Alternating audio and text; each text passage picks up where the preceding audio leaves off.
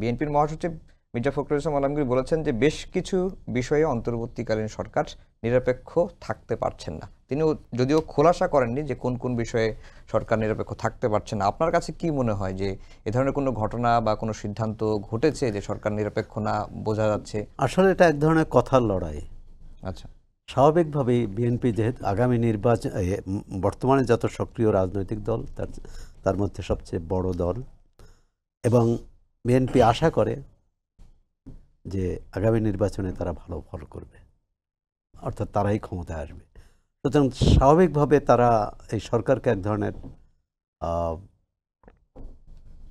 চাপে, অর্থাৎ তাদের রাজনৈতিক উদ্দেশ্য সফল হয় এরকম কর্মপন্থায়, এরকম বক্তৃতা বিবৃতিতে তারা দেবেন।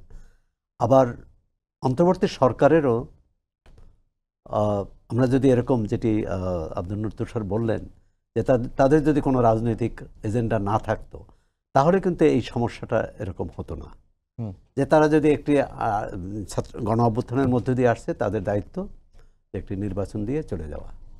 কিন্তু তারা কতগুলো রাষ্ট্র সংস্কারের ব্যাপারে তাদের পরিকল্পনার কথা জানিয়েছে। এখন সেই পরিকল্পনা নিয়েও কিন্তু বিরোধ রাজনৈতিক দলগুলোর সঙ্গে, বিশেষ করে বিএনপির সঙ্গে।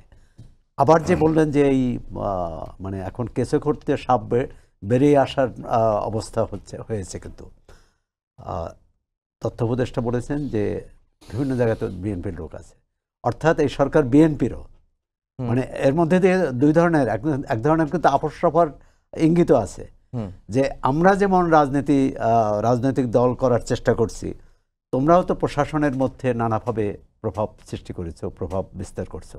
আসিফ মাহমুদ এটা বলেছে।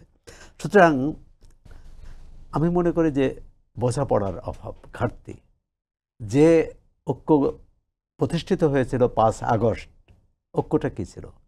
যে স্বৈরাচারের পতন, গণতন্ত্র প্রতিষ্ঠা।